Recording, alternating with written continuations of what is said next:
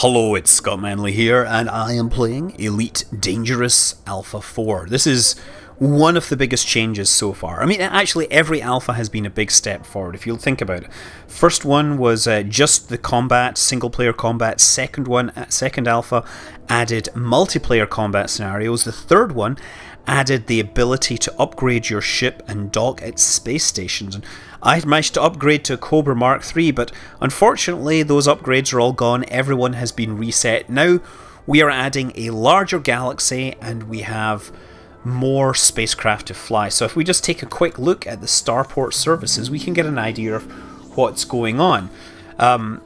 So yeah, back in the Sidewinder, we have the shipyard. You can see now there's the Cobra Mark II, which we previously had. There's the Eagle, and there's the Lakon Type 9 for 1 million credits. There's also the Anaconda, but not every ship is available at every location.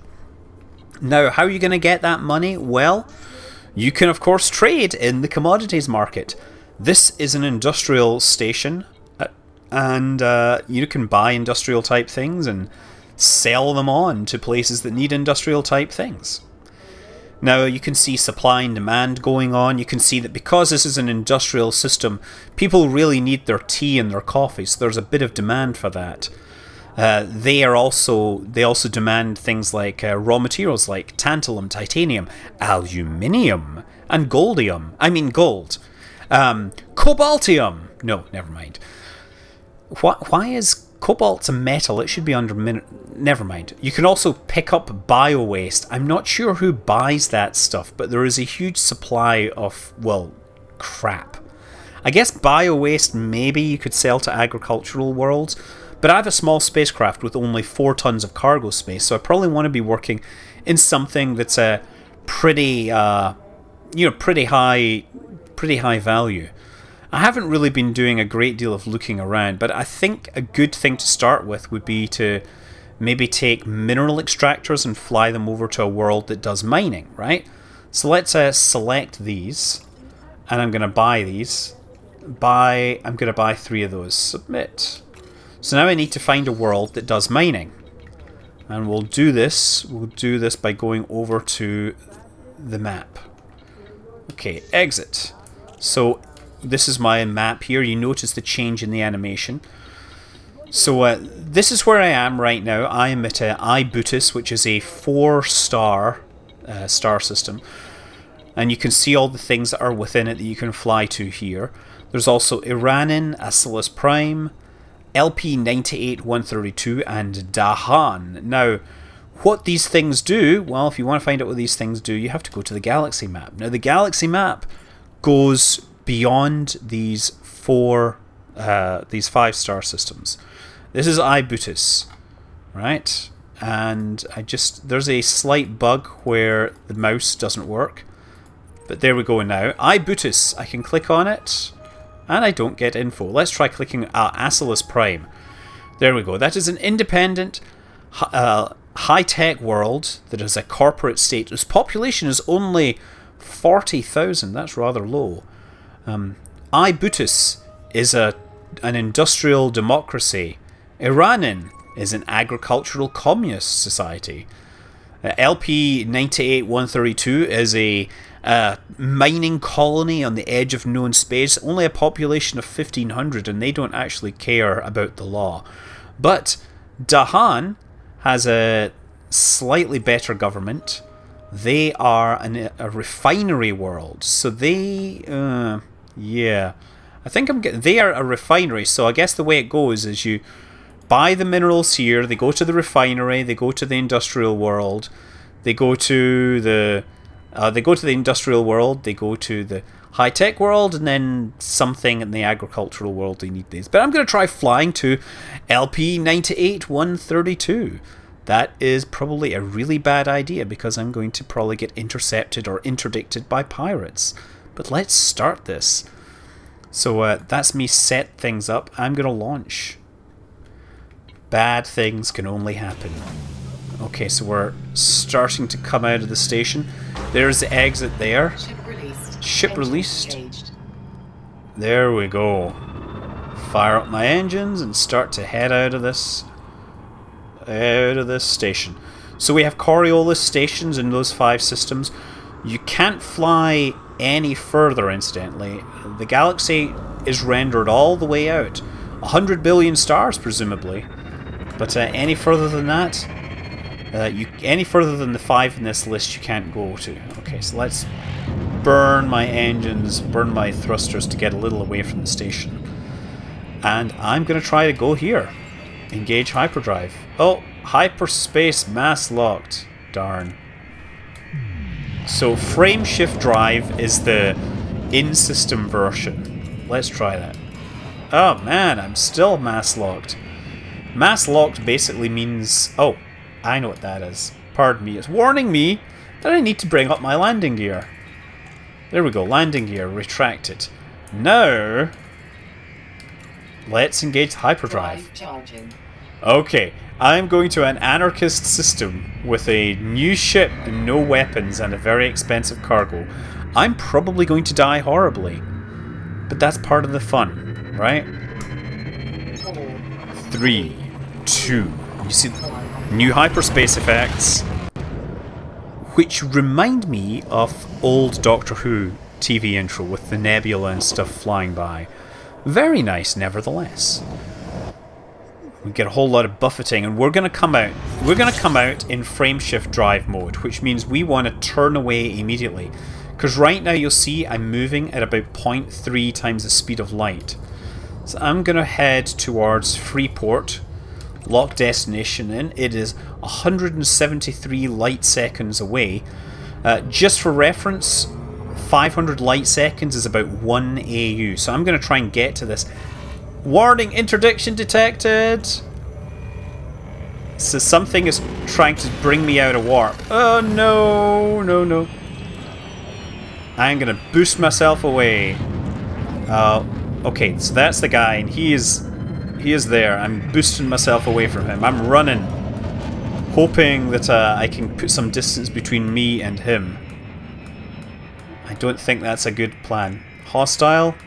That is a Cobra Mark III. I'm not sure I can take this guy on with my little ship and its pulse laser. I'm pretty sure he will be able to take me apart. But you know what? What is my destination? Freeport is still locked on. Unfortunately, he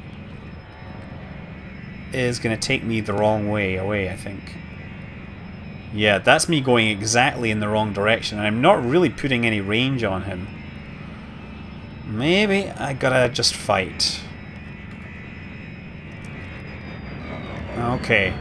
Well, this is it. And here goes nothing. Oh, he's not shooting at me. I consign your remains to the void. You don't want to die. Okay, he's shooting at me. He's shooting at me.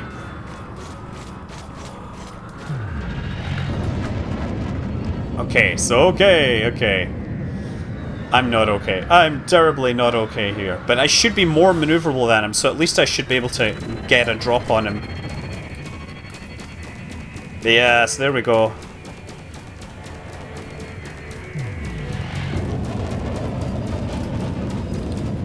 I gotta get more speed on it, because if he gets a good run on me, right?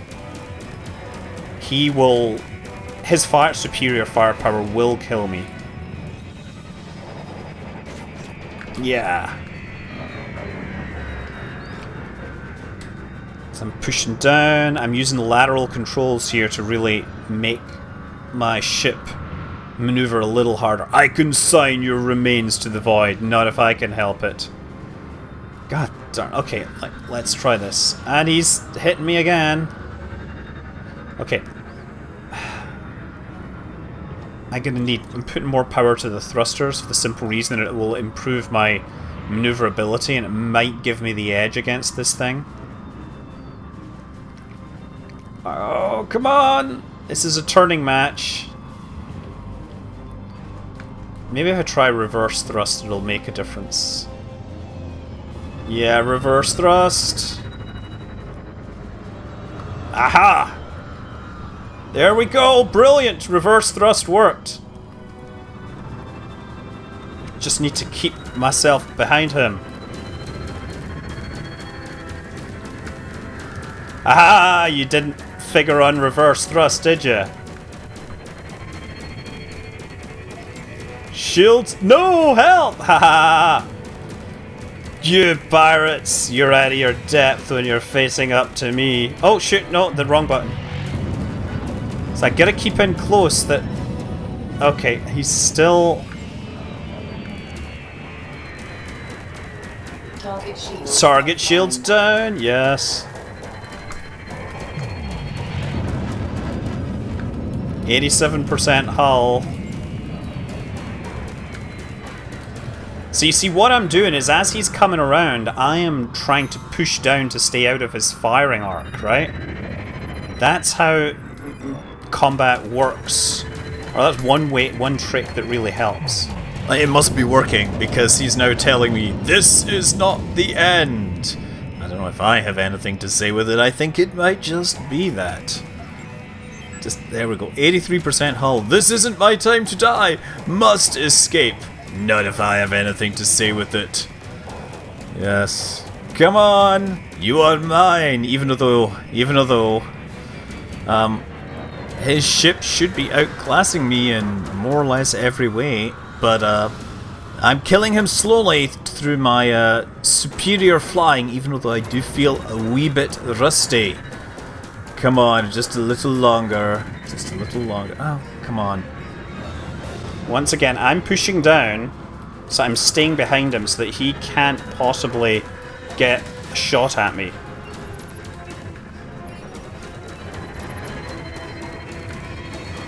%45 hull.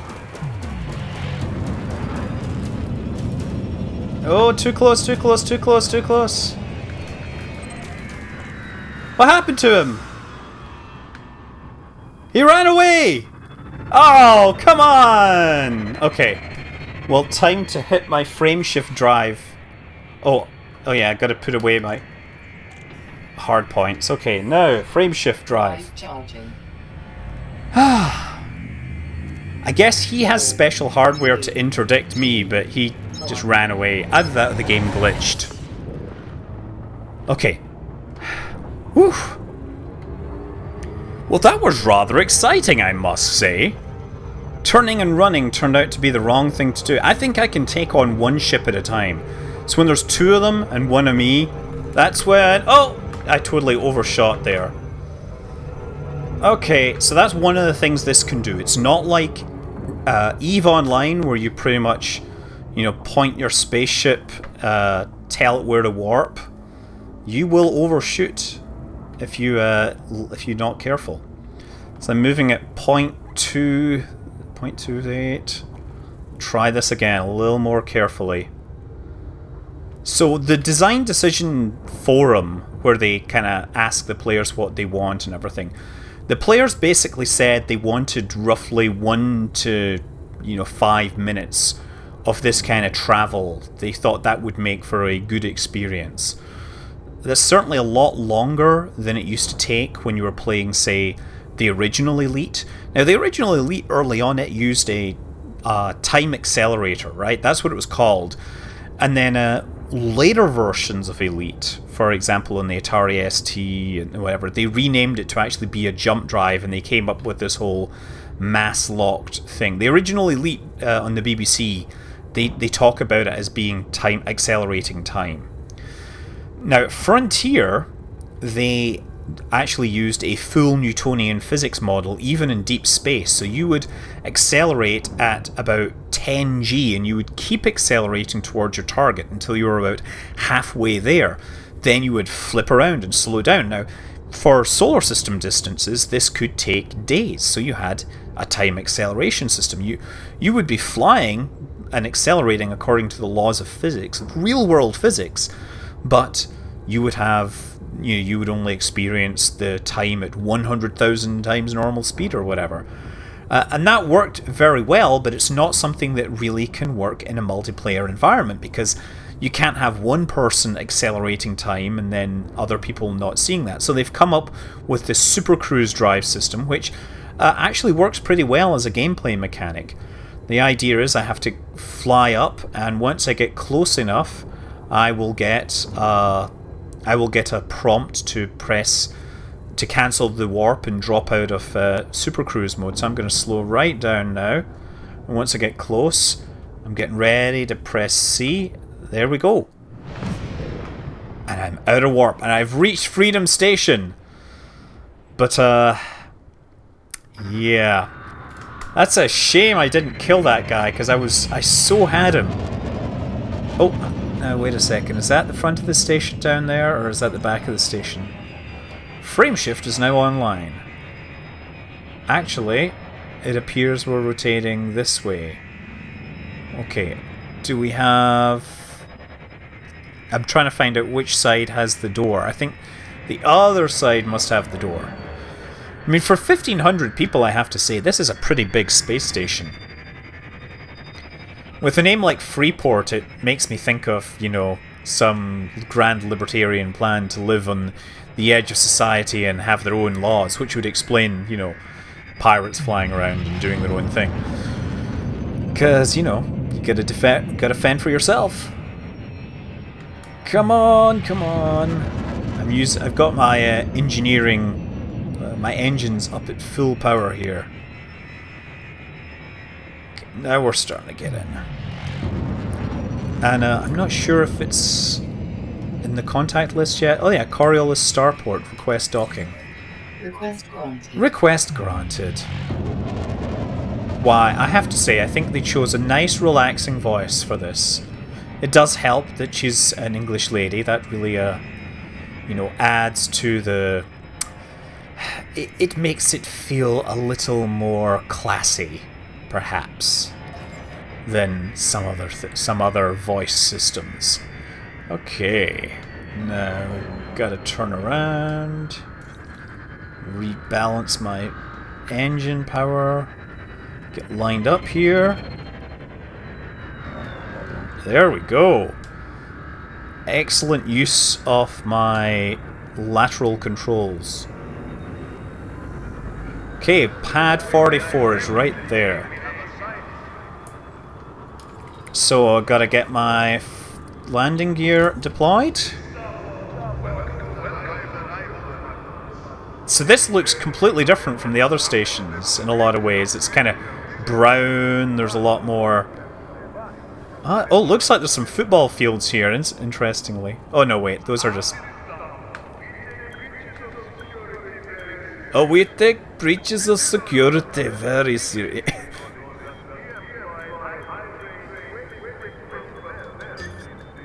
Highly trained, well-equipped personnel. Excellent. Okay, so we go to the Starport services, and can I sell this? Welcome to Freeport. Yay. Okay, let's hope that I make a profit on this. These guys should really want the mineral extractors, right? Because they're, you know... Mineral extractor 613, and they're a big demand here. So I'm going to sell these, but the sell price is not as good as the buy price, so you have to take that into account. There we go. So I made a 1,500, or I've made a little more money, I think. And that's pretty good. So I could think of things to buy here, and the obvious things to buy here would be minerals, right? Coltan. Coltan is the stuff that they use make tantalum from. So I could buy some coltan and some rutile and then take that to the refinery world, right? That would be an obvious thing to do. So let's buy one of those. And then rutile. Submit. There we go. Yes, at maximum capacity, exit. Okay, and so where would we go that's a refinery world? Oh, let's take a look at the shipyard, actually. Oh yeah, this has the Anaconda here for 3 million. 3 million credits. So, look at the amount of money I made on that trade run. Right? You know, this could take a very long time. But let's take another quick look at the star map. One of the things I guess I kind of glossed over... if we go up to the top of the galaxy map here. So on the galaxy map, if we zoom out, just I just want you to appreciate, you know, they're going to have 100 billion stars, and they will keep producing... They will have stars just all the way out, right? I just got to do something here to reset this. So look, I can just... Ovid, industrial, LP, whatever. That's an industrial world. Nothing here. Oh, but this is an independent world built around extraction. Nothing. So we know there's nothing, but then we start to get into unknown. As you get further in towards the center of the galaxy, or further away from known space, more things become unknown. And what happens is, as you get further away from known space, they start to randomly generate these things. Some of these are from like survey missions like HIP. I probably is part of the Hipparchos catalog, but I could be wrong. So that could be a real star. The other ones may not be. So I'm just clicking and going, clicking the ones furthest away and trying to keep moving in towards the center. There's another one there. I don't know how far we've come yet. This is the Ophiuchus Dark Region C. They've got a lot of cool text and stuff on their maps. But how far do you think I've come? I've made several long jumps. There we go, look. That's where we are. That's where we could go. That's like 1,000 light years. So, yeah, the galaxy is really, really big. Incidentally, I wonder if we can find Lave. And find. Yes. It's in the old world section of the galaxy. You know why? Because it's part of the old game. Oh, that's interesting that Lave is apparently not visible. Let's switch to map mode. No, nothing here. Well, that's a bug as well. There's a few of these things. I wouldn't sweat it too much. So anyway, the destination. I probably should find a good destination. Let's go back to Acilis Prime. Iranan is an agricultural world. Acilis Prime is a high-tech world.